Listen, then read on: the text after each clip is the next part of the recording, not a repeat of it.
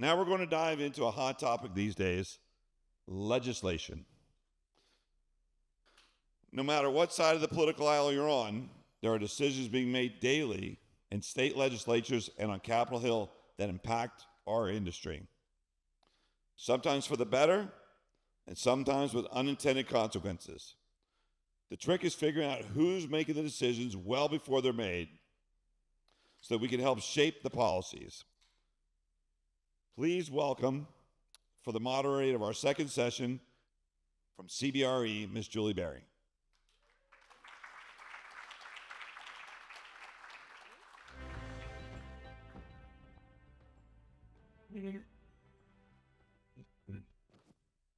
Thank you, everybody. I am pleased to be here. This is something that's close to my heart because we sell marinas and shipyards as a living, and we see all of the issues that affect marinas, building them, the restrictions, the problems we have with navigation, and so many other things.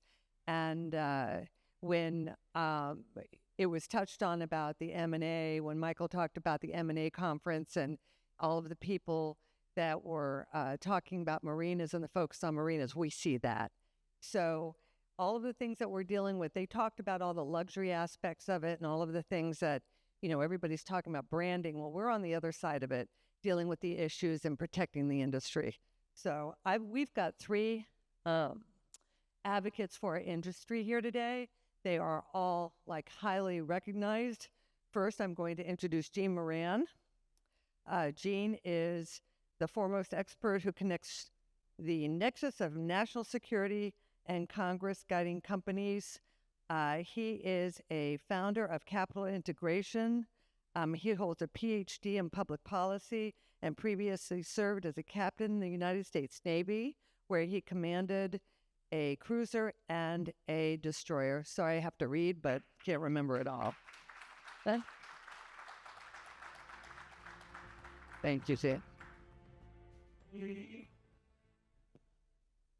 We also have Duncan Smith, and Duncan Smith primarily engages primarily as a legislative and administrative government relations practice. Oh, heck.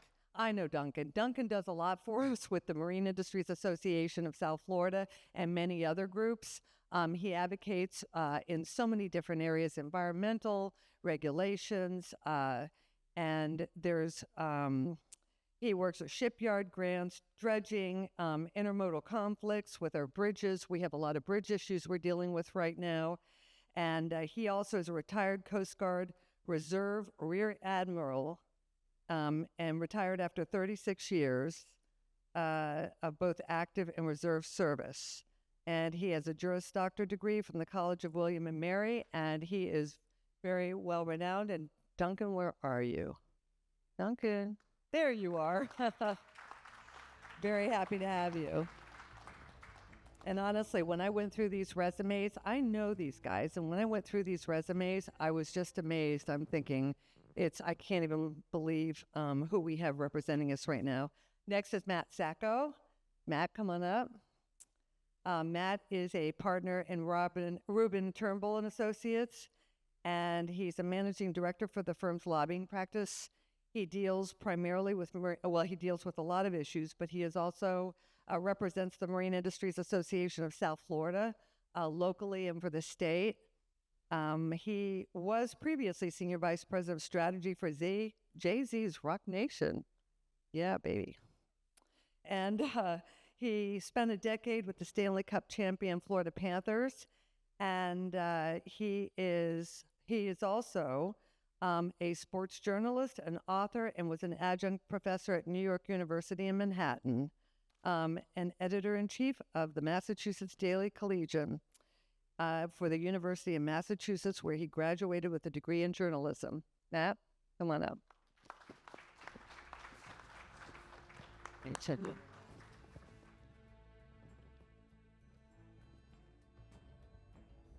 So I want to start out by saying that, you know, we dealt with the luxury side of the marine industry, but we have the other side of it where, you know, we have these complaints where everybody's complaining about the yachts, complaining about, the money that they have. And look at all the money they have. Why are we giving incentives or tax breaks to these for yachts? Why are we doing all of these things just to accommodate the yachts? And the reason is, just for South Florida alone, the yachting industry has a $12 billion economic impact.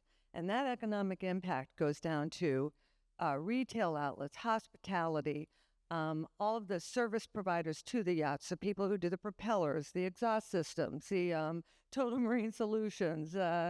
There's several of you in here who service the marine industry. But the jobs, the amount of jobs, I believe it's 142,000 jobs just in South Florida alone as a result of the marine industry. So I want to start out by talking about some of the things that affect us. First of all, let's talk about some of the issues. Matt, I'm going to start with you, but let's talk about some of the issues that we deal with.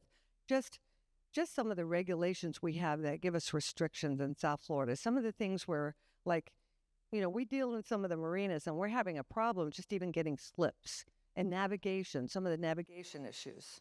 Sure. Thanks, Julian. Thanks for having me.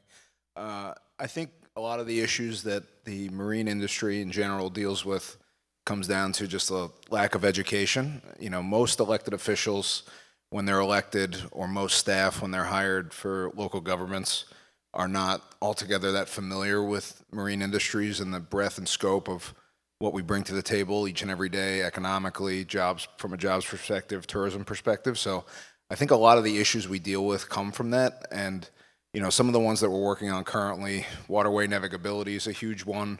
Obviously, availability of infrastructure is a big one.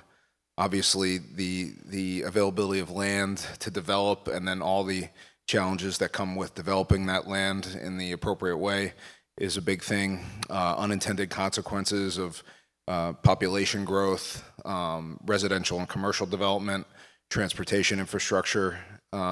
Julie mentioned how many bridges we have.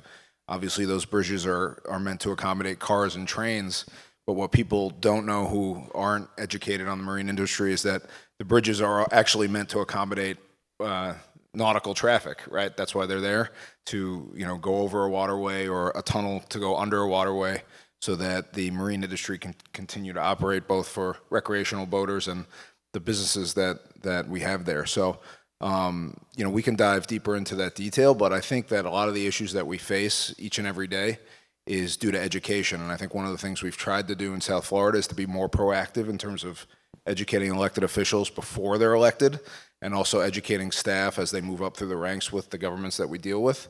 And it solves some of the issues, but it's a daily thing that we need to address.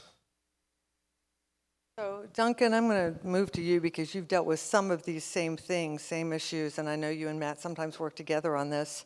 But, how do you feel the legislators are educated in this? I know that, way back a long time ago, we sold Lauderdale Marine Center to the Carlyle Group, and that was a big deal because Carlyle Group we're doing the M&A, someone buying a big deal like that.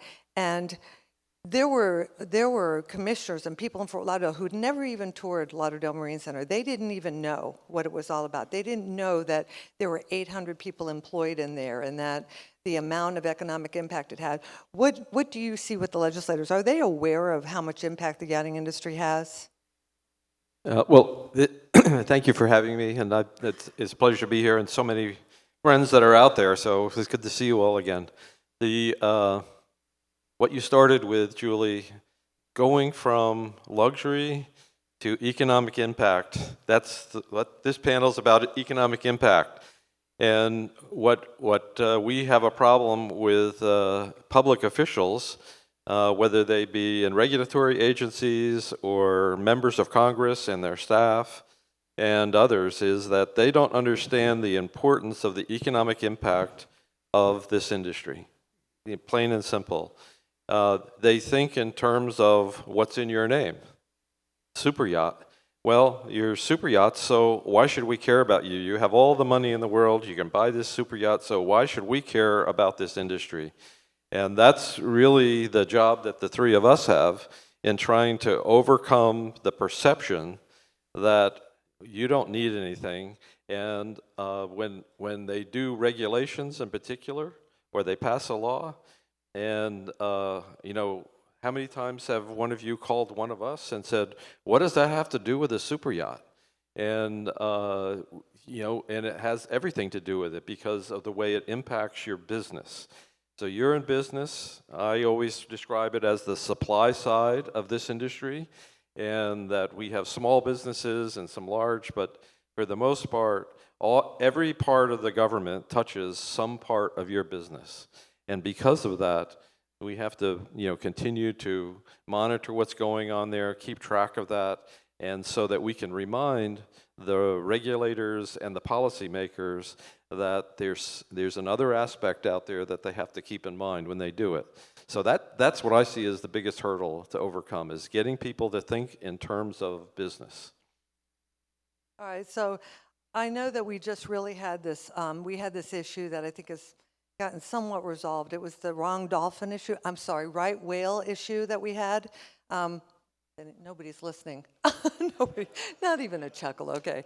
But anyway, the right whale issue, and that got resolved. How do you think that got resolved? What was the process for that? Well, this is again if you don't mind, I'll take that. This intersection of policy making and the conflict of use of the waterways. We have the people that have yachts and super yachts.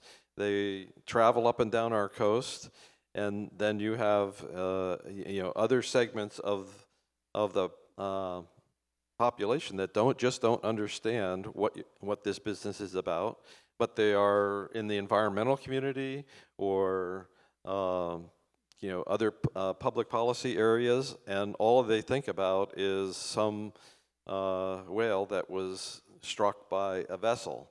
And that's a tragedy, and I'm not trying to understate it, but the point being that we're trying to balance out the use of the waterways in this business and everybody else who has some interest in some aspect of the water, whether it's going after clean water, whether it's going after the creatures that live in the water, or the people that sail boats on them.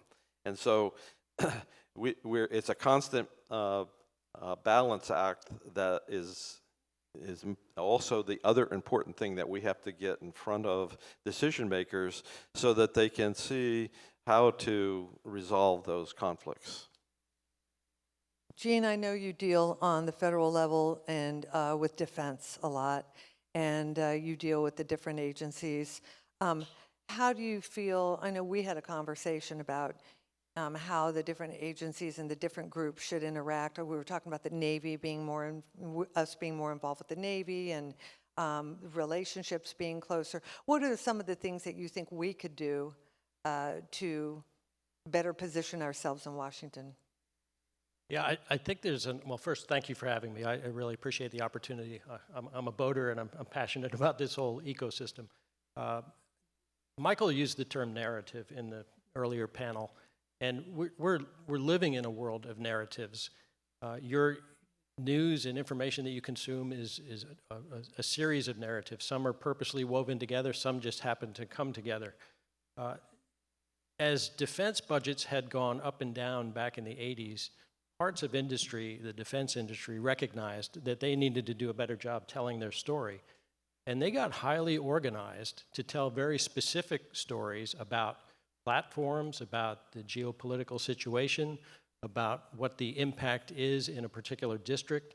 There's a reason that the F-35 has parts made in every district in the country, and that's not an exaggeration, and it's not to say that you could do that within this industry, but they recognized that you have to be part of the conversation.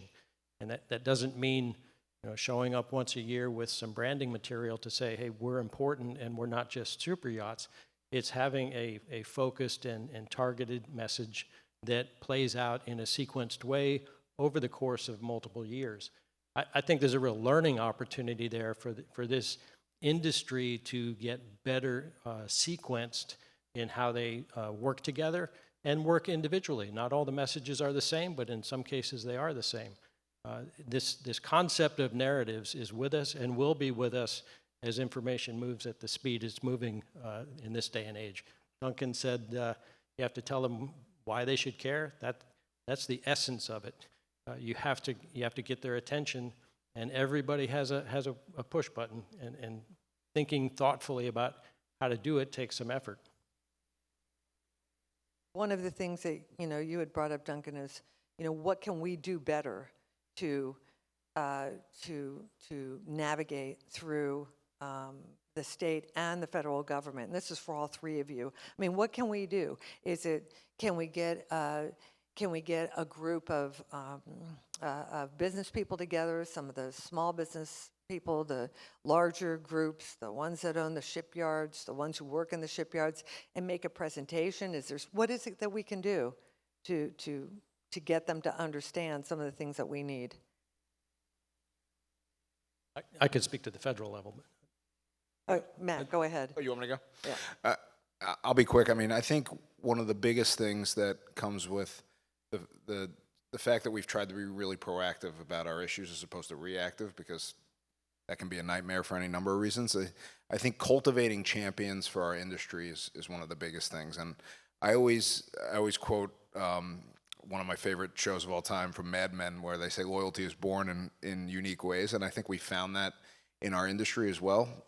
Obviously, it's easy when you get a legislator that's a boater or even a business owner that can understand our business. But what's sometimes unique is when we get an elected official that develops an attachment to our industry in a unique way. And we've had that in Fort Lauderdale with a couple elected officials that happen to bring a bunch of underprivileged kids on a tour of a marina or a boat ride, and those kids realize that there's jobs available for them and opportunities available for them. And then all of a sudden that elected official is, who you never would have thought before, is a champion for every single thing that we do.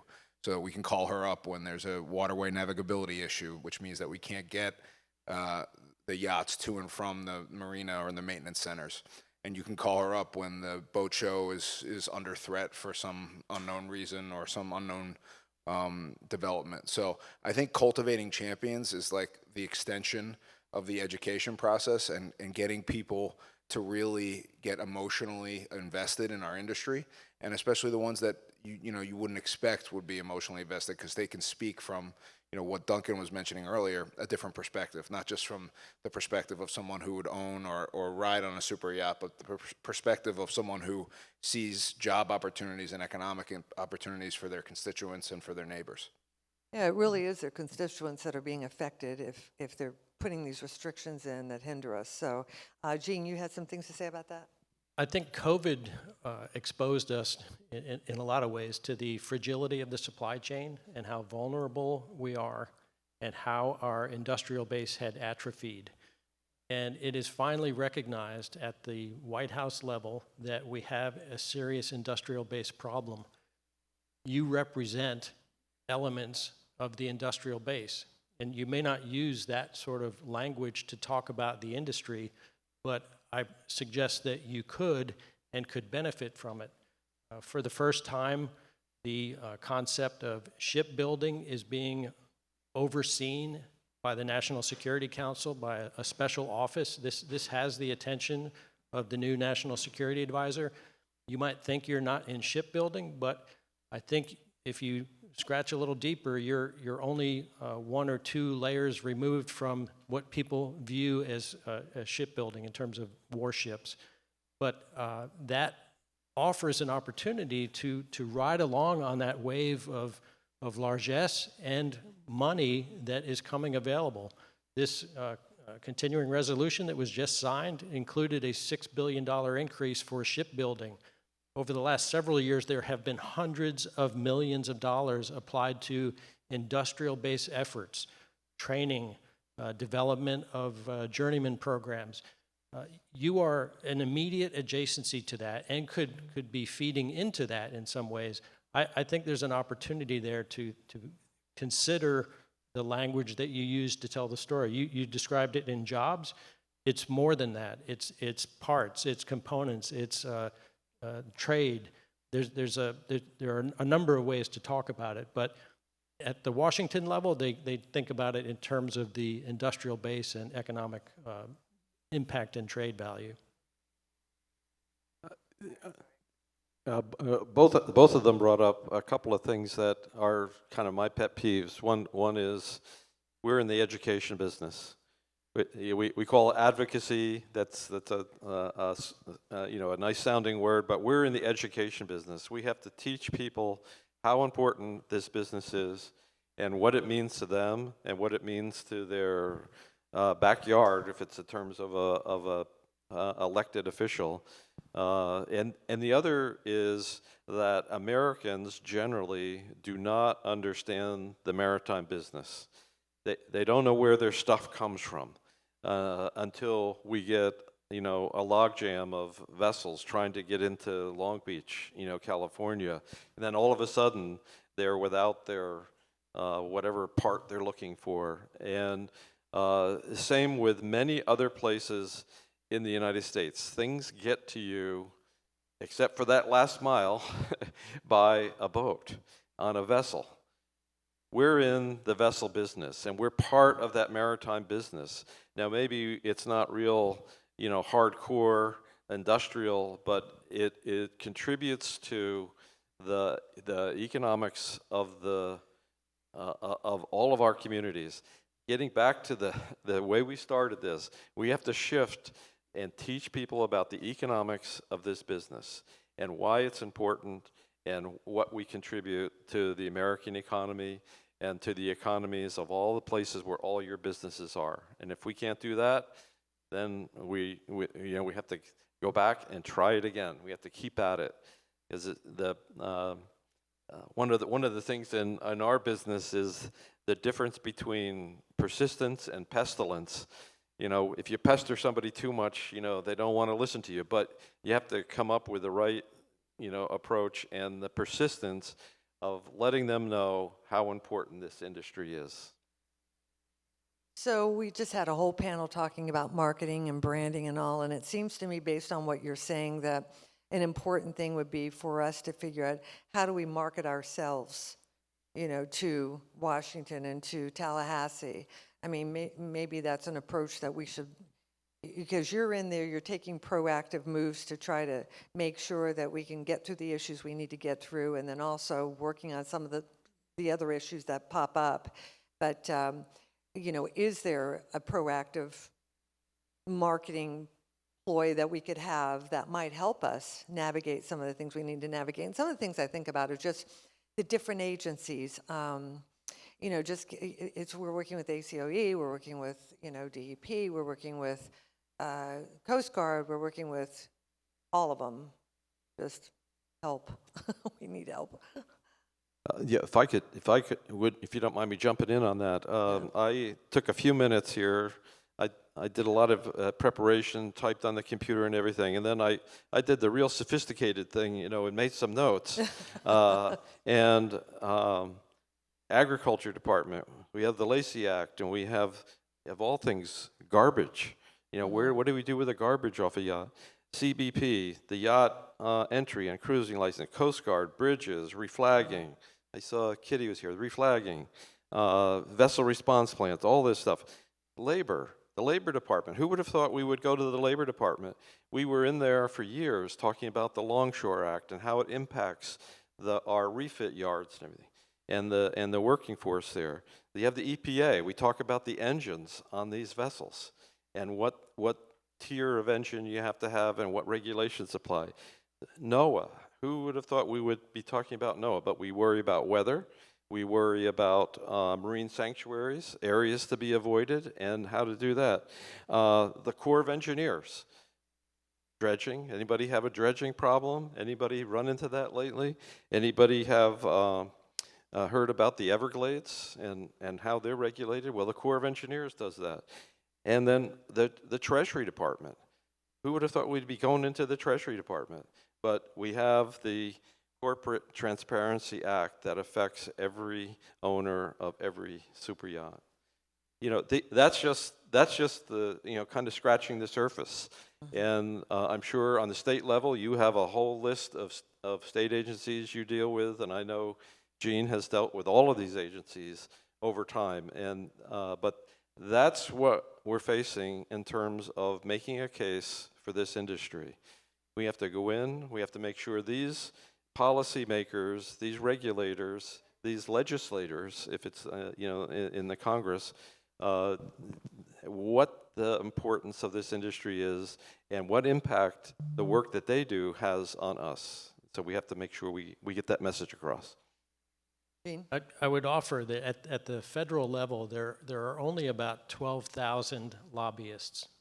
And that sounds like a huge number, but if you break that down across all the aspects of your life, and Duncan alluded to it, every aspect of your life has representation in Washington. Financial services, pharmaceuticals, healthcare, you name it, banking. I work in defense primarily. That's not even in the top 20 of the biggest number of lobbyists.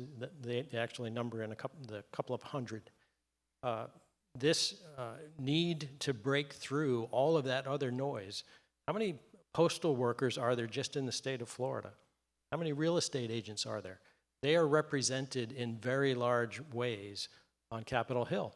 And there are only 535 members up there. There are only so many agencies that you can penetrate at the right level to talk about your specific issue. But the word persistence came up. That is the name of the game. It is a game of persistence over time, being prepared with the right message at the right place and time. I used the term sequencing before. It is not a one-hit wonder. And the most successful companies, the most successful associations are at this all the time. And it is a cost of doing business. And when you have your head wrapped around that and recognize that, the outcomes that you can produce by shaping the playing field can influence your outcomes many X.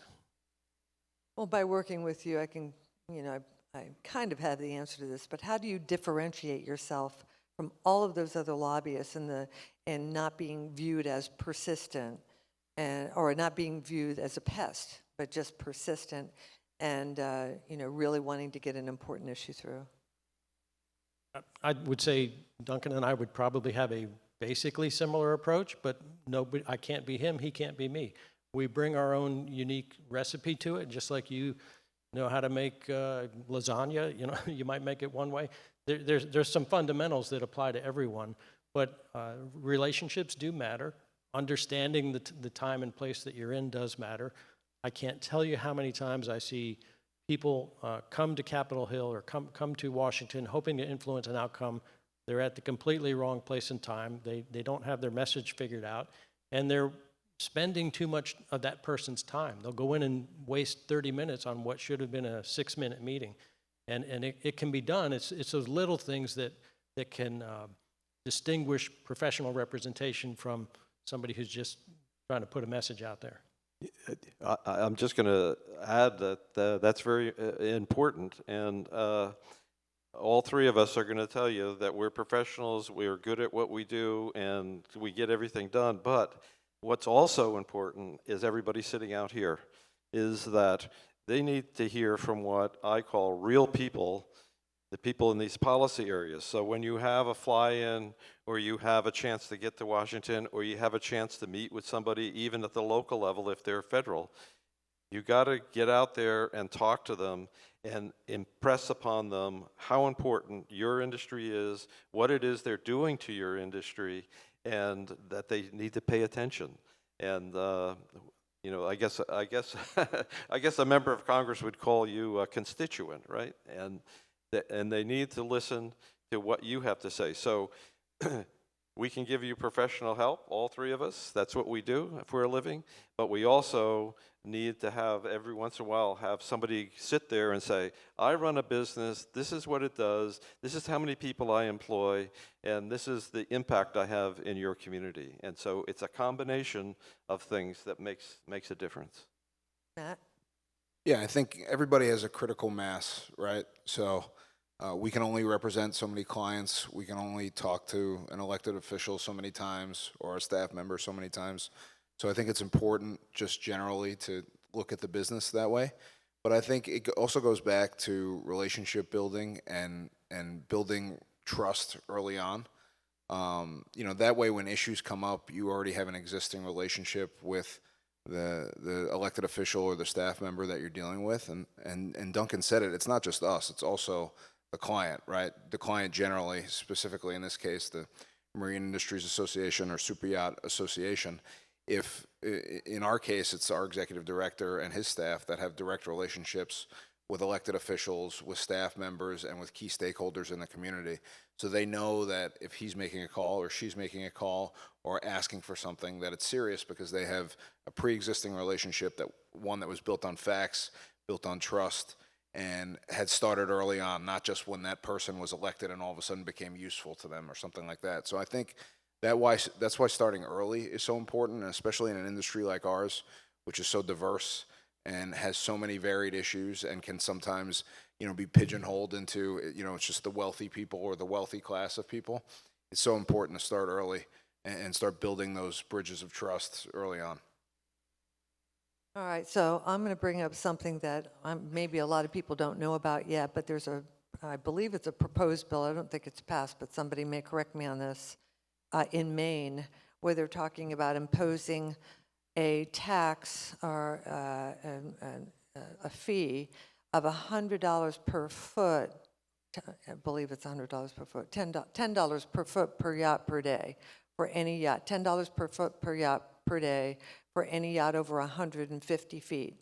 And the idea is to take that tax and apply it towards fixing the coastline and, you know, some environmental issues and things like that.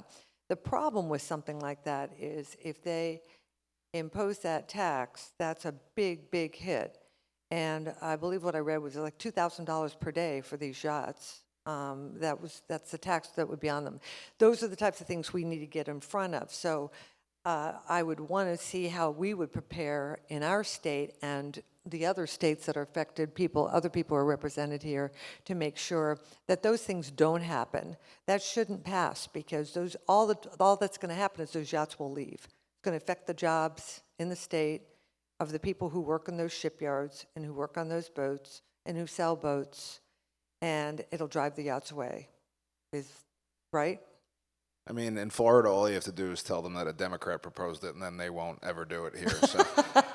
There you go. I like that. Okay. I would just offer at the federal level, you know, particularly in the world of tax, when there is a policy, there is a carve out to the policy. And it's a matter of getting in there to be part of that conversation. There are members of this delegation, the Florida delegation, at the Washington level, who are on Ways and Means and who understand the ins and outs of tax. There are members of the Rules Committee. There are members of the Appropriations Committees. We can get audiences. I say we, the industry can get audiences to tell that story. And it may be the rule or the law somewhere, but there are ways to get carve-outs that are right in plain sight. Yeah, this is a prime example of policymakers who don't understand our business. I spend a lot of time, all three of us spend a lot of time, we want to bring yachts into our ports, right? Into the United States. We don't want them to go somewhere else. If you tax them or put a fee on them, that's prohibitive. People hear about that, and these super yacht owners, they don't need to go to one particular place. They can go anywhere in the world they want. So if we don't make it convenient for them to be here and to come and spend their money here and be part of our industry, then we are, as this industry, we're the ones who lose out on that. And that's part of that advocacy, education dimension of this business that's so important. Yeah, I would just add that, you know, the identity of our business is so important, right? Gene mentioned COVID before, and I think a lot of industries and businesses struggled with their identity when faced with the pandemic, right? And I don't think we were any different. You know, during that time, Broward County was trying to cancel the boat show, which was like 6 months after COVID really started. And, you know, the messaging that we got back from some folks that we were dealing with was, you know, they're not going to risk people's lives, you know, over a bunch of rich people that want to bring yachts to Fort Lauderdale or what have you. And, our response back was that you're risking people's lives and livelihood by not having the boat show, because there's so many jobs and the ability for people to put food on the table and pay their bills associated with having events like that. And I think with bills like the one you mentioned, it's the same thing, right? If they're trying to raise taxes to address an environmental issue, what they're probably not understanding is that some of the most environmentally friendly people on this earth are the people that work in the marine industry, right? They're the ones that want a high level of water quality. They're the ones that want to protect seagrass and all the issues as it relates to water resiliency and things of that nature. They're the ones that want to repair seawalls. So I think that comes down to education, right? And one of the things that we try to do statewide in Florida and also locally in South Florida is not just talk about the boats, right? But to talk about protecting the water, protecting the environment, and doing the things that we need to do to sustain not only our industry, but the environment that cultivates it for many years to come. Yeah, I mean, there's so many people in here that are well, we all are. I mean, that's why we're here. We're all affected by any impacts on the industry. And I think it goes back again to the jobs and all of the people that have jobs that relate to this. I mean, what did you say, $1 billion impact just from this show alone? I mean, that's amazing. But if it trickles down, I mean, if we had a chart that trickles down, I worked with Megan Lagasse one day. We sat down and we said, let's figure out what the economic impact is of one yacht. Now, it goes back to what you were saying. A lot of the owners don't want to reveal. They don't want to reveal themselves. They don't want to talk about what they do. But one said, I'll do it anonymously. And they made a whole chart of all of the expenses that they made over 1 month in Broward County while they were docked at Pier 66. It was incredible, the millions of dollars that they were spending between just getting their boat service to fuel, restaurants, lodging, provisioning, buying clothes, just everything, transportation, everything that they were doing, and the amount of impact that it was having, just that one yacht sitting there. But how do we convey that to the people who perceive yachting as just the rich people? What do we do? Any ideas? I know you're lobbyists. I mean, Asking you to- Duncan hit the nail on the head when he said introduce them to real people, right? Yeah. So I think maybe you don't want to have the yacht owner necessarily be the one talking to the elected official all the time, but the people that work on the boats, the people that work at the marinas and maintenance facilities that handle those jobs, the people that are working on docks, anybody associated with the industry, I think those are real people. Those are blue collar jobs. And I always say this, the economy and jobs are a timeless argument. That argument will never go stale, right? No matter if we're in a great economy, if we're in an awful economy, if we're in a pandemic, if we're suffering from a Category 5 hurricane, whatever it is, jobs and the economy always resonate with people because people make decisions based on what's in their pocket. So I think introducing them to the folks that work in our industry at a blue collar level and also have the opportunity to grow and move up within our industry is the most resonant thing we can do. And we've seen it a lot in South Florida because we see elected officials come out of underserved communities or financially challenged communities, and we take them to marinas and we take them on the water taxi or to maintenance facilities, and they see their own constituents working there and loving working there. Same with the boat show. I think those are the types of things we can do to make a better impact. I represent Austal USA, which is the 5th largest warship builder in the United States. It's a parent-owned company in Australia, but they have Austal USA, which is thousands of people in Mobile, Alabama. But I also represent smaller companies that build components for those ships, and they also build components for other ships. And when you can bring that president of a company that's running a valve company that might have 40 people, might have 50 people, might be $3 million to $15 million per year in revenue, whatever it is, they come in all sizes, but it gives that member or that elected official a direct connection to, oh yeah, Joe's company makes those widgets that go in that ship, and you get it away from the owner of the big white shiny vessel. It's how you tell that story in the specific way that connects the narrative to something more identifiable. Yeah, I would encourage anybody, you know, a lot of people are from South Florida, but many of you are not. You've come in, you know, I see Mike, who's from the Northeast, Mike Yortson, he's come down from Massachusetts to be here. But I would encourage any of you with your companies, like Mike's company, who services the marine industry, if you have, you know, case studies, any kind of case studies or any kind of paragraphs or write-ups that anybody could do to talk about what it means, what the yachting industry means to them and their families and the jobs and what it's done for them along the way, that always helps us. You know, that can help us when we're trying to fight these issues.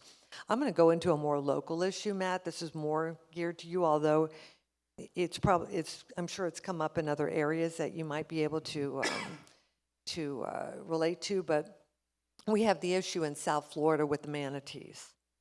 Okay, we love our manatees. Okay, we all love our manatees. But we have a manatee plan, and that manatee plan puts in severe restrictions on the amount of slips that can be built in South Florida.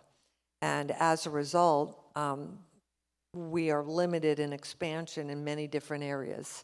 Most of the areas where you can build marinas, the slips aren't available. You can't get any more slips. They're all eaten up. And so rather than me sit here and talk about it, I'd like you to just talk about it a bit and what we face with that. Sure. So, I mean, the big issue is that in Broward County and every county throughout the state of Florida has what's called a manatee protection plan, which is, of course, intended to protect manatees. And like any law, there are a long host of unintended consequences that came with that plan being ratified, I think, 20 years ago or 15 years ago or something along those lines, well before my time.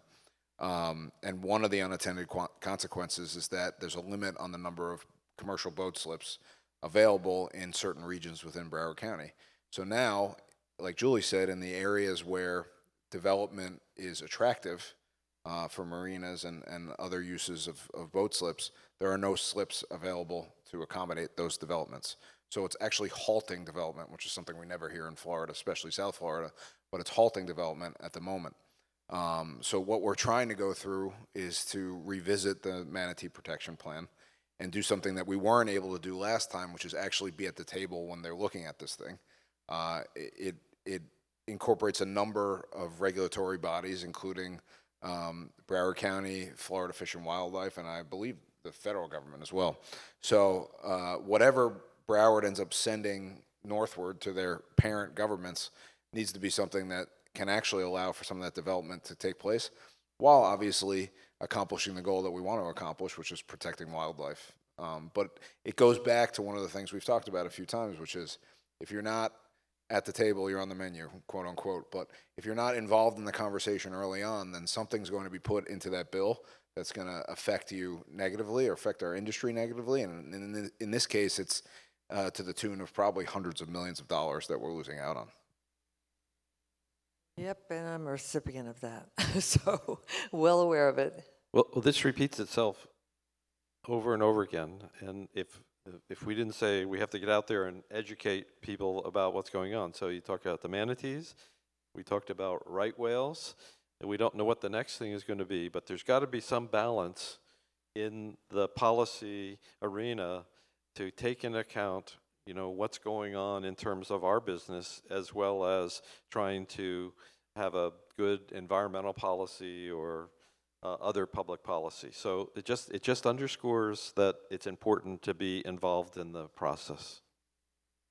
Some of these policies are blanket policies. I mean, I think that's what you were alluding to. They just they create a policy, but it doesn't look at certain aspects of it that really aren't affected or shouldn't be treated the way they're treating it.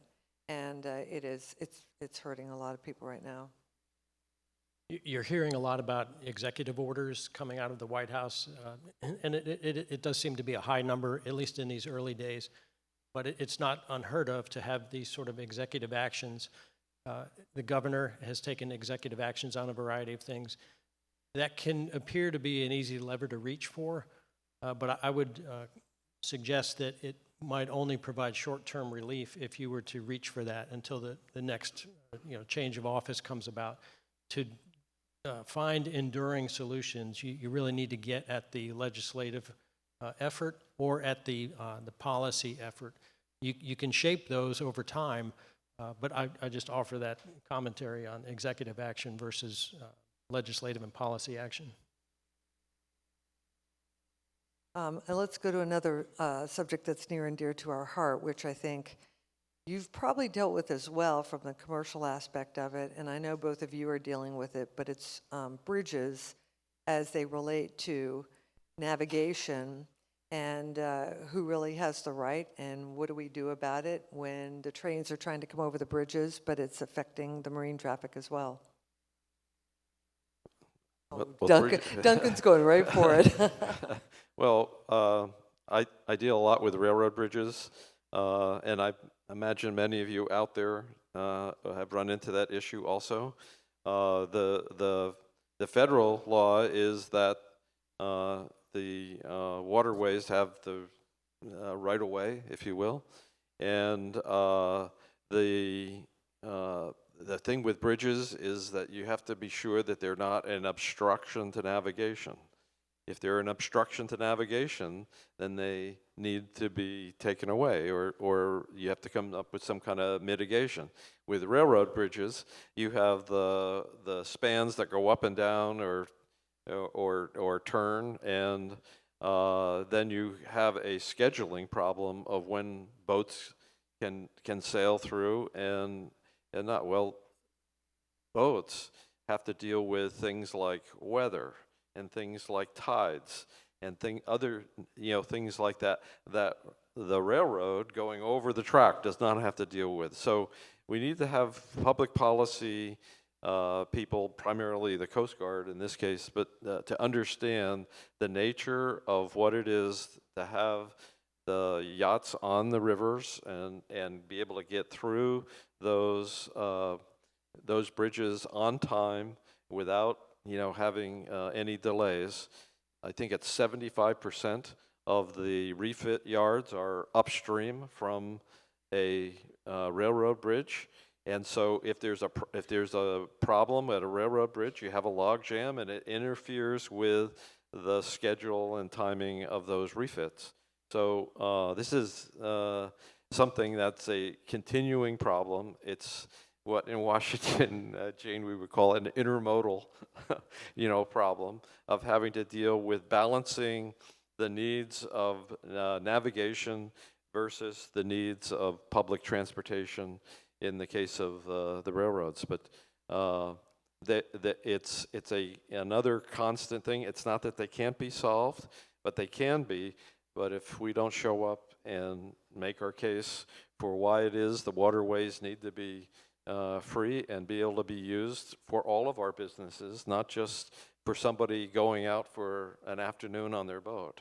So those are the dimensions of that we deal with all the time.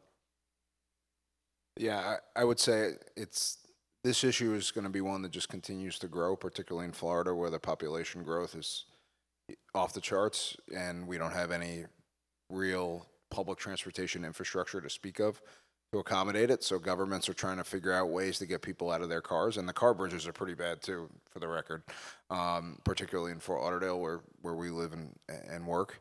But I think one of the things that we go back to is that most of the local governments don't even know that the federal government, and I guess the Coast Guard has jurisdictional authority over the crossings of the rivers. So they're actually sending things to the Coast Guard for approval that we know as an industry are going to get rejected immediately. So in some ways it's probably good because we don't have to tell them it's a bad idea. We can just let the Coast Guard do that. But it's going to continue to be an issue. And if we're not at the table for the discussions around public transportation infrastructure, we're going to continue to have these one-off battles that will just be more and more challenging as things go on, because we're going to reach a breaking point where we just can't put any more cars on the road in Florida in particular. So I always try to advocate for, and I'm sure I know Duncan's the same way because we've talked about it, that the association and the industry in general needs to be at the table for these discussions. Just because there's a conversation around light rail or commuter rail or anything like that doesn't mean that it doesn't impact us. In fact, it impacts us at a very high level. And so being part of that discussion is really important, because otherwise a solution will come down the pike, just like the manatees, that will ultimately affect our business in a negative way. Yeah, I think that having a business and small business, large business contingent behind that is really important, because I just see, like even in Fort Lauderdale, of course, because I live there, you live there, so we know what's going on there. And the boats are getting bigger. There's more of them. Even the small boats are getting bigger. So, and there's more of them, and as they come down and they have to wait for the bridges, you've got the big boats trying to hold on. You've got the little boats putting on their thrusters. Everybody's trying to navigate. And I remember a presentation where somebody made a presentation about going down New River and how it's not a big deal. I think it was the train, not FEC, but Brightline made a presentation like it's really not a big deal. And they showed the boat, and they showed all the boats lined up in a row. And I said, have you ever been down the river when they're all backed up at the train? I said, well, no. And so they finally got a ride down on the river. And but the boats are getting bigger, and there's more of them since COVID especially. We're just bursting at the seams. So it's something that we need to deal with everywhere. We were talking about Stewart. It's happening in Stewart. The bridge just doesn't accommodate the boats that are going through there. And I'm sure it's happening all up and down the coast. So how am I doing on timing here? No idea. How am I doing on timing? 5 minutes, that's it? Wow, this went quick. I guess I should open it up for questions. I probably didn't cover all the subjects. Are there any questions out there? Jim?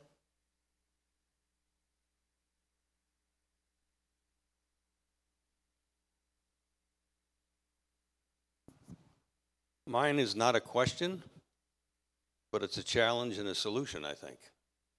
This was kind of depressing a little bit, hearing about all the woes, but I will tell you, for the past 30 years, I've been working with all elected officials, starting with local, state, and federal, and I can tell you it makes a huge difference. We've had dredging issues gone because they were taken care of at the federal level. I encourage everyone in the room to do something about it. And I'm not trying to tout my own horn here, but you can be the advocacy person that can help solve the problem, just like we've been. And I don't do it alone. I got involved with USSA when we went to Washington, D.C. for the American Voting Congress. I haven't gone for a few years, but we'll get back to it. But again, if you work with all of these elected officials, you get to know their staffers. Their staffers are anxious to do something for the boss, so they'll keep an open communication with you, and it really opens doors. So again, to not be so down about it, if each and every one of us in this room took that challenge and reached out to your local elected officials first, then your state, and then your federal, you'd be amazed what you can do. I just called my congressman the other day, and I have such a good relationship with him. I called his cell phone number, he picked it up. Hi, Jim, how's it going? It works. And I said to him, hey, with this new office that's in the White House for shipbuilding, what can you do to give us a hand? He said, you put it on paper what you want, and I'll walk it in personally. So it's not all doom and gloom. Just step up and do the work. We have to do the work. Thank you. Thanks, Jim. And this wasn't meant to be depressing. This is more like we are growing so much, this industry, that we just need the contingent. And I know that this happened with the ports. Port of Miami got a bunch of federal money because for the widening and dredging and everything they needed for the Panamax ships. And Port Everglades was sitting there, and the port director would say, where are all my business people? All their business people got together and created this contingent and really went after it. All of a sudden, they formed a group called Port Everglades Action Team. They got everybody together, and now they're getting money to widen and dredge Port Everglades to be able to handle the bigger ships. So it really does take a village to make it happen. And I think that's what Jim's saying. That's what we're trying to say, is just they're working hard. I see what they do. Is there anything I missed that you guys want to bring up? You And, also- Julie, just I'll be going with the voting Congress to represent USSA and MISF in early May. So Yeah, that's we great. we are going to continue to stay involved and grow Anything that I didn't bring up that you would like to address? Covered it all? Okay, any other questions out there? Diane? So Oh, I'm it's going to fine. address the elephant in the room. With all the noise going on about layoffs on the federal level, there's the two different conversations. One is these are all people who aren't doing a good job and need to go. And then there's the other story of, well, you're getting rid of people who actually do know what they're doing. So is the truth in the middle, or is it really a smattering of everything? What are you hearing? What do you know? Because we all deal with NOAA, we all deal with the National Weather Service, Gene, et you may cetera. have Gene may have the same list, but it's what's going on in Washington now is it go fast and break everything, and so we're having to deal in a little bit different environment. Do everything everywhere all at the same time is another way that describes. This is kind of a historic time in Washington. I don't think I've not seen anything like this in my entire career, but in spite of all of that, because there's all that noise, it's all that more reason to get in and get involved. Because again, if you don't speak up, that noise and everything getting broken is going to affect you. So that's my 2 cents on that is that we got to get in and fight for everything. Otherwise, another phrase we use is if you're not at the table, you're on the table. So you have to be a participant. I would urge everyone to think like a Navy SEAL. I was a ship driver, not a Navy SEAL, but Navy SEALs, before they go into a room where the bad guys are, they throw in something called a flashbang, and it's a stun grenade that scares the heck out of people, doesn't cause any physical damage, but it's super loud, super bright, and people are paralyzed, and they freeze. And what's happening in Washington right now is there are a bunch of flash grenades going off that are in some ways purposeful distractions. In some ways they are meant to rattle the cage pretty hard to see what falls out, because there is some low-hanging fruit that will fall out. And there's a promise that we're going to get to something better and smoother. We just don't know what the horizon for that is. So the Navy SEAL point is that the Navy SEALs don't get stunned by that flashbang because they know it's coming, and they're the one that's in there. To Duncan's point, you do have to be part of the conversation. There is so much opportunity because there are so many things moving around, and not every decision maker who's in a position to make decisions will make a decision unless you give them the easy answer. And when you bring the solution to them, you take the pressure off, and they can have some form of a victory.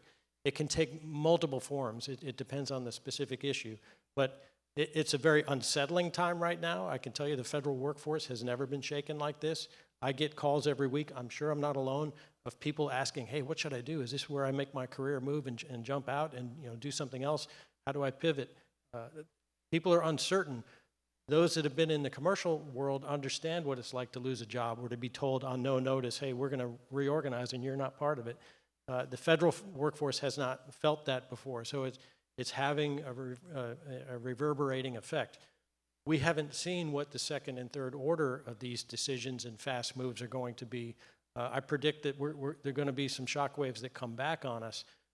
It doesn't mean that you would change your approach at all. Far from it. You just have to be part of the conversation. Yeah, I was just going to add that, on especially on the local level, we've been telling people a lot that to not count on the federal government to solve their issues, right? And from a local government perspective, that means if they have projects that need funding or need some sort of participation from the feds, to find a way to do it without that, right? And then I think the other way that we've kind of leveraged that approach is that you know, you may not be able to count on the federal government for help, but you can count on the marine industry for help because we're a consistent presence that's not going anywhere and not going away. So in the case of some issues in Fort Lauderdale, we convinced them to outsource some studies and some consulting to a firm that we recommended as opposed to depending on their own internal resources or even federal resources to do so. And I think it's a good way to kind of get local government to move a little bit quicker than they're used to because they don't know what's going to happen with, you know, their federal funding or their federal programs or things like that. And that uncertainty in a way kind of scares them into action as opposed to what often happens, which is being scared into inaction. So it's a challenging time, it's an uncertain time, but I think that uncertainty is at least forcing some of these local government entities to move faster than they've been moving in the past because they know if they don't get the projects done now, they may not get done at all. Gotta hope. That sounds good to me. And are we okay for one more question, or are we done? We're okay? Okay. There was somebody in the back here. Is that Jason? Yeah, hi, thank you. So, hearing Gene say you have to do something, and I hear what Jim says, and I agree, representatives are very approachable. But one of the fundamental problems I think our industry has is that we're like 1,000 roofs that talk in 1,000 different voices from 1,000 different industries. Where you take a place like Michigan, where the auto industry has basically 3 roofs, and that's very powerful. Underneath each of those roofs are thousands of workers, and they get a very easy voice by being collected like that. And I think that when we speak as individuals to the representatives, it does have an effect, but not the same effect as when we are collected in large numbers through a trade organization. And so I guess the question is, even our trade organizations are kind of fragmented. We have the marine industry of South Florida, marine industry of Palm Beach, Treasure Coast, West Coast. Do you guys up on the stage feel that there's a benefit, or could we, like, let's just take one of the projects, if we had a collective voice that we all said, we want more docks, we need dockage, it's a hindrance to commerce, it's driving people away from boating, the cost of dockage. If we focused on that as an industry, but we did it under one collective roof so we could attack it locally and federally, would there be a benefit if it was just the marine industry saying we represent, I don't know, 200,000 people in the state that are, you know, or is it best if we do it all individually, you know, my company with 20 people and I call? I would go back to an earlier mention I made of how defense groups got together 20, 30 years ago. The Submarine Industrial Base Coalition has been meeting in Washington for 32 straight years, for example. There was a time when we were going to enjoy a peace dividend, right? And that never came about. But the issue about submarine production was quite severe. And we got to a point where we could only put out 1 per year. We had to get to 2 per year to try to get some sort of economical cost. That's one example. There are other groups, Aircraft Carrier Industrial Base Coalition, the F-35, the Marine Machinery Association, the National Defense Industrial Association. There are many groups that work independently on their issue and as a collective on the larger issues. I think the same concept applies, and I don't think it's limited to Florida. You might be thinking about Fort Lauderdale and Florida. I think it's anywhere where there's marine activity in the contiguous and the territorial United States. And it's a matter of orchestrating the messages, and that's not easily done, on a cocktail napkin, and it takes some thought. And I didn't mean that in a disparaging way. I mean, most defense companies that are succeeding, and most anybody who's succeeding in Washington is working to a time-sequenced plan that has a message that's specific to different audiences at different points in time. Big groups, small groups, individuals. I always ask, it's great that somebody says, I know Congressman Jones. Well, does Congressman Jones know you? And that's the difference. I agree, Gene. I think the answer to your question is yes. We need to have both individual and group participation. because the more chances you have to lay out your case, whatever the forum is, whether it's company by company or person by person even, or trade group by trade group, this is all part of building up that influence over the policymakers so that we have a better outcome. Yeah, I think coalition building is always something that's helpful in the political arena. So it's the functionality of how you do it that is usually the challenge. But, you know, Julie mentioned before a law that's, you know, going through, I guess, the Maine legislature or a local government in Maine. And, you know, the way you find out about those things is through coalitions. So I think advocating as a coalition is always more effective than just advocating as an individual.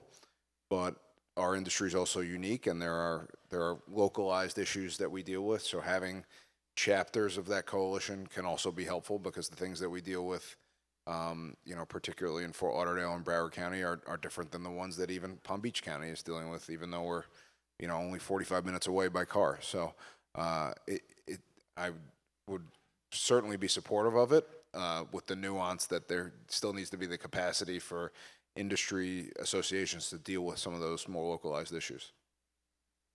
Yeah, we didn't even get into tariffs and things like that, although those things could change and that could get very political. We don't want to get into heated discussions here. So, I agree with that. I think, you know, getting people together, getting some strength behind the industry, you know, having all of you involved too, and not just leaving it. The more help they have, the more ammunition they have, the more they can get done for us. Matt's done a lot of work helping the Fort Lauderdale International Boat Show continue on, and because there's always issues with that one. I think Palm Beach, Informant's done a good job up here. I think everything's going very smoothly up here. But without these boat shows, we all lose business. And without docks, without marinas, without the industry, we're all out of business. So you know, thanks to you gentlemen, because you're all so good at what you do. I mean, we just, you know, we cherish you and everything that you try to do for us, and anything that we can do to help you, please let us know as an industry. I mean, I'm on the MIASF board as well as the USSA board. And so anything that we can do as organizations, I mean, we're working together, those two organizations, but we'll work with other ones as well. Anything we can do to help. So thank you for all being here and taking your precious time. I know you're all real busy. Just trying to catch up with you in between was a challenge. So coming here and spending this time with us, we really, really appreciate it. So thank you so much.